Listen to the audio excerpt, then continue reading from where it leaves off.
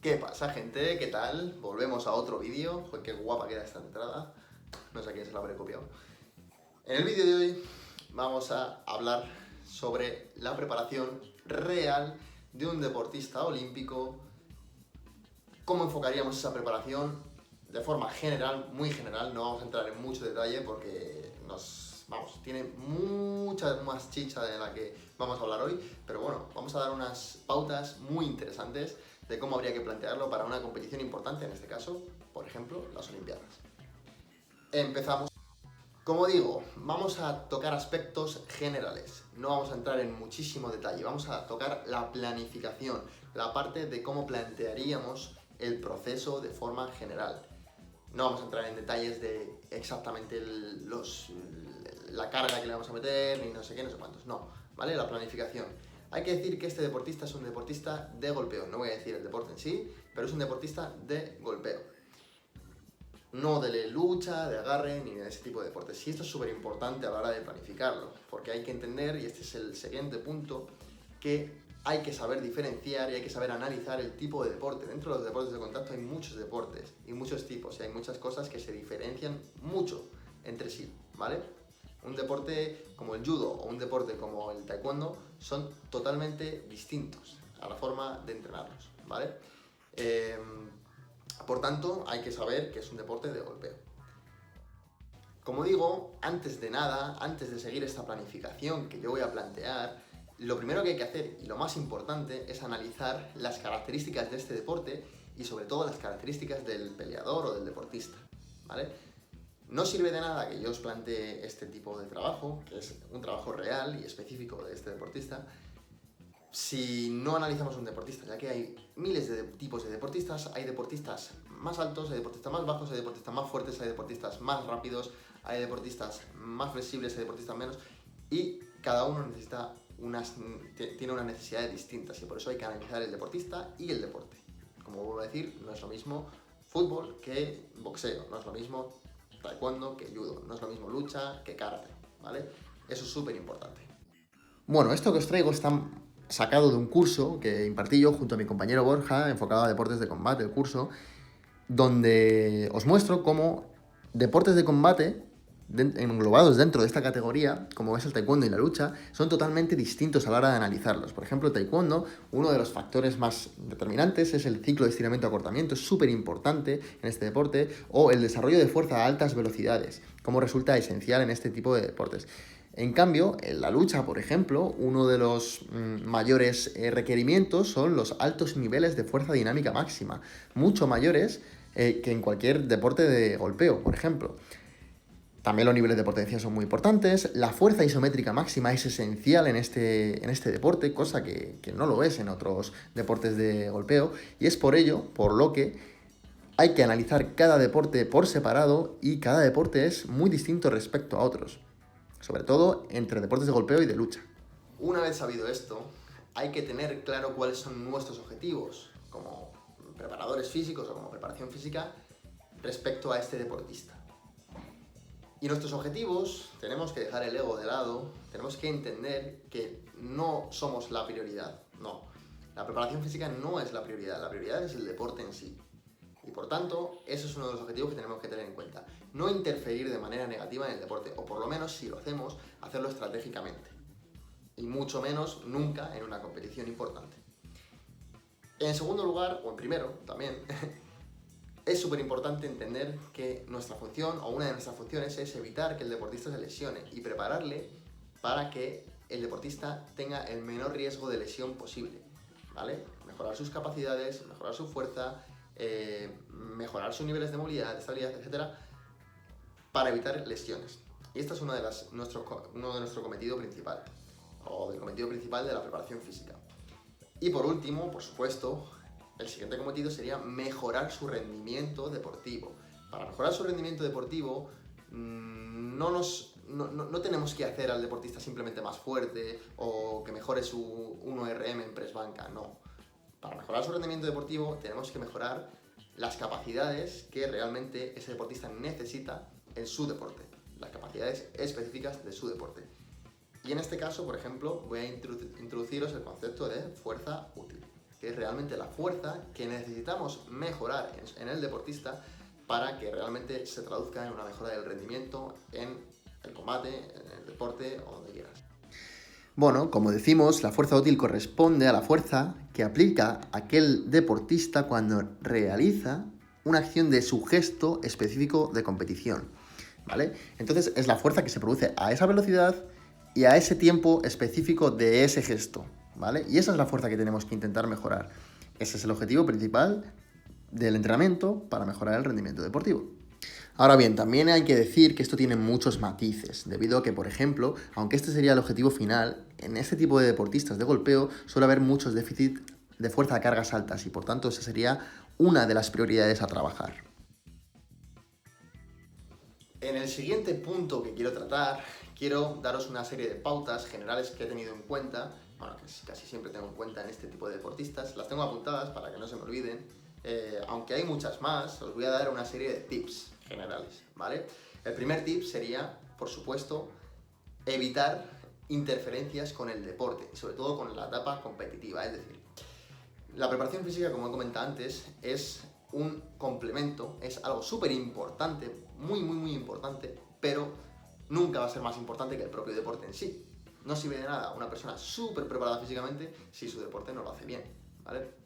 Entonces, en primer lugar, producir las mínimas interferencias posibles y para ello, una de las cosas que podemos hacer es separar al máximo los entrenamientos del deporte de la preparación física, ¿vale?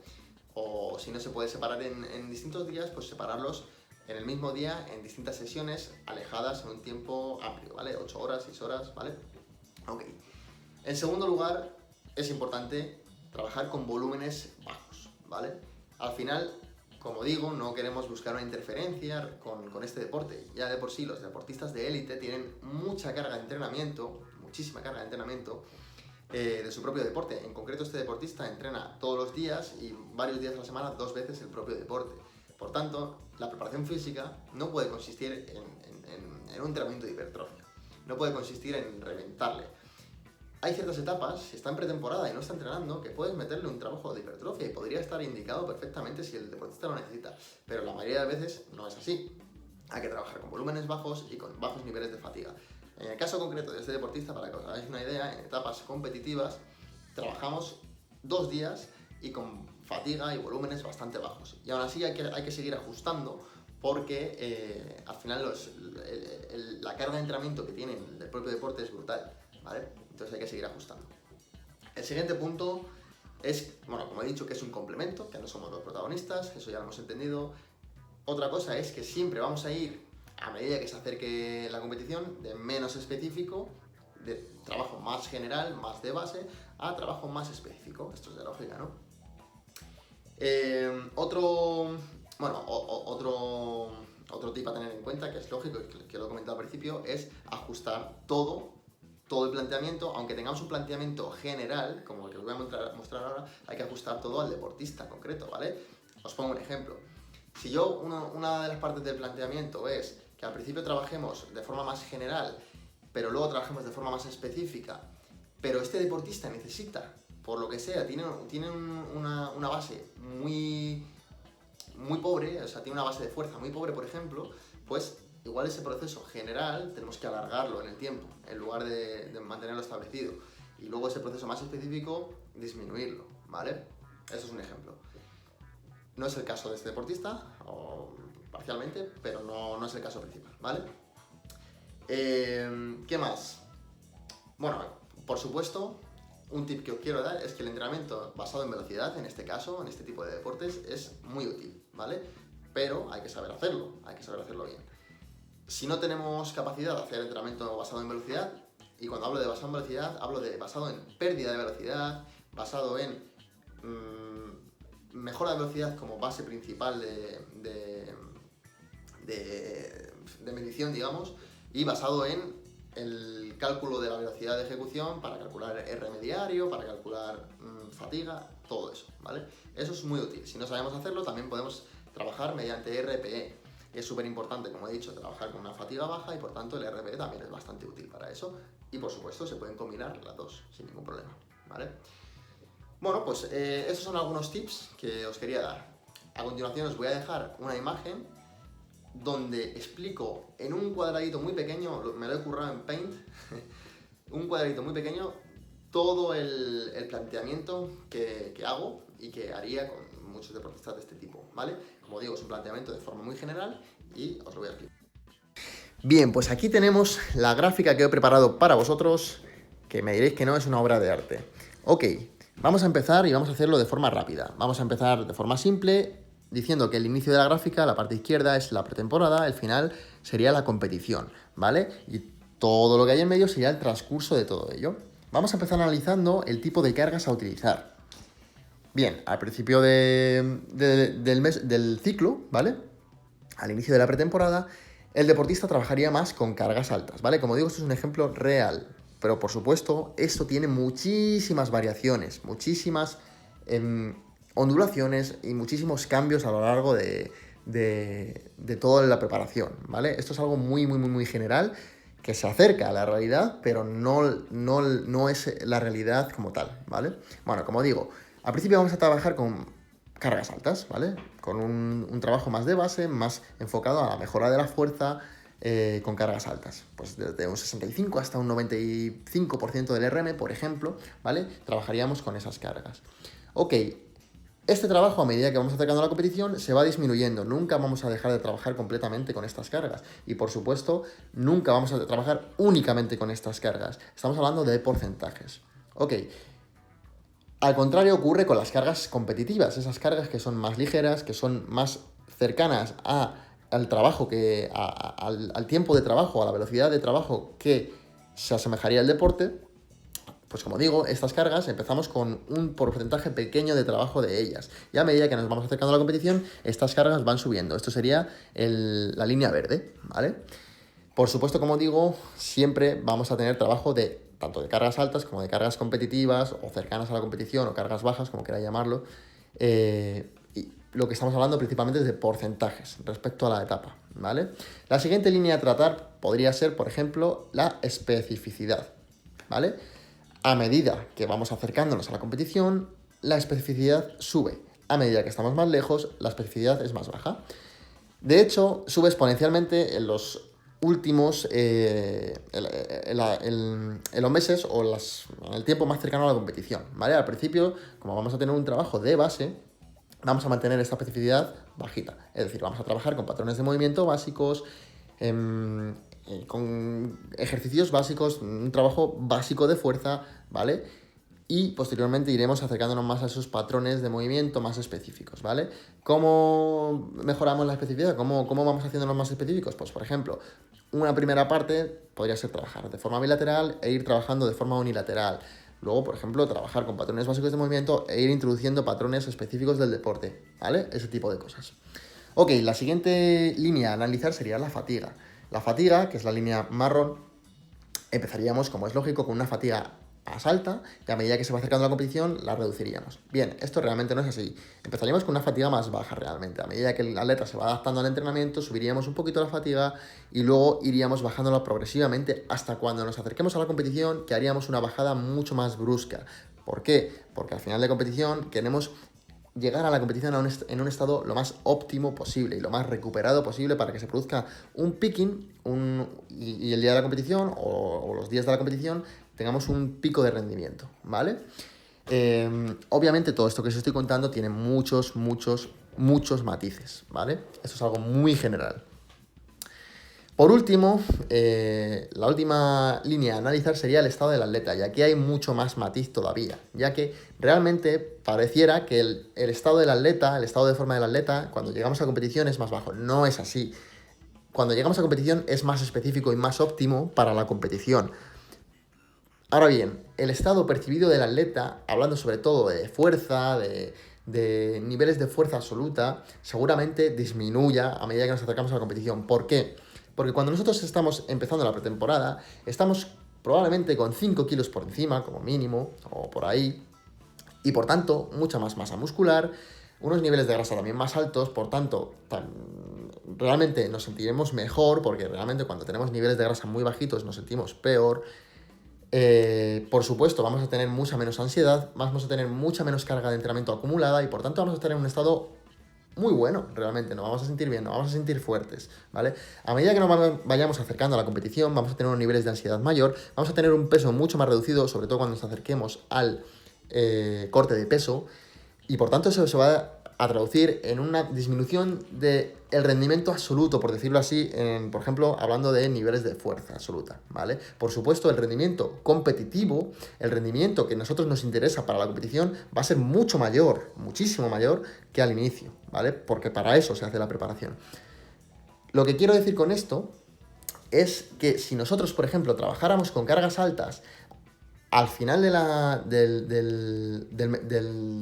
etapa competitiva, cuando ya nos estamos acercando a la competición, nuestro atleta no estaría en la mejor situación para ello. ¿Por qué? Porque pesaría mucho menos que al principio. Tendría unos niveles de ansiedad mucho mayores y por tanto el rendimiento percibido sería menor, ¿vale? En este caso, todo cuadra. ¿Por qué? Porque nosotros al llegar a ese estado que he comentado del atleta, en el que pesamos menos, estamos mucho más finos, estamos mucho más preparados para el deporte en sí, pero mucho menos para ejercer un entrenamiento básico de fuerza, por ejemplo, ¿vale? Por decirlo de alguna manera. Entonces está totalmente optimizado para que en esa etapa estamos trabajando con cargas más rápidas, más ligeras, cargas competitivas, y estemos mucho más enfocados en eso, estemos mucho más optimizados, digamos, ¿vale? Con los niveles de fatiga pasa lo mismo. Si en esa etapa en la que estamos cortando peso, en la que tenemos la ansiedad mucho más elevada, en la que además seguramente nuestra carga de entrenamiento del deporte sea mucho más alta, porque los entrenadores del deporte normalmente no entienden este tipo de cosas y lo plantean así: cuanto más se acercan a la competición, más caña le dan a los deportistas, cuando no debería ser así. Pues si sumamos todo eso y además le metemos una fatiga más alta en el entrenamiento, en la preparación física, pues obviamente nuestro atleta petaría, ¿vale? En este caso, como vemos, que se reduzca la fatiga es óptimo, es perfecto para ese estado de atleta. Como veis, os he hecho casi un podcast ahí y nada, espero que os haya gustado la explicación. Como digo, es algo muy general, es algo que es real, es un ejemplo real de una planificación, pero como digo, una planificación realmente es un enfoque del trabajo en general, ¿vale? Por supuesto, es un 5%, un 1% de lo que luego hay detrás, por supuesto, ¿vale? Porque tenemos que cuadrar todas las variables, tenemos que decir qué carga tenemos que utilizar, qué fatiga, qué volúmenes, la valoración, las pruebas, 1000 cosas, ¿vale? Por supuesto, como digo, esto es algo muy general, pero algo muy útil a tener en cuenta para deportes del estilo. Y por supuesto, como he dicho 80 veces, lo primero que hay que hacer es analizar el deporte y el deportista. Y analizar la situación, y analizar la competición, analizar todo, ¿vale? Pero sí que podéis utilizar esto como una aproximación a cómo enfocar este tipo de trabajo, ¿vale? Así que nada, espero que os haya molado, yo creo que ha sido bastante interesante, a pesar de que os he hecho aquí un podcast con una imagen parada, pero bueno, lo dicho, espero que os haya servido. Dejadme en los comentarios si os mola, dejadme ideas de vídeos que querríais que hiciera, compartirlo si podéis con vuestros amigos, con vuestros compañeros del deporte, en vuestras redes sociales, os lo agradezco mucho y nos vemos en próximos vídeos. Abrazos.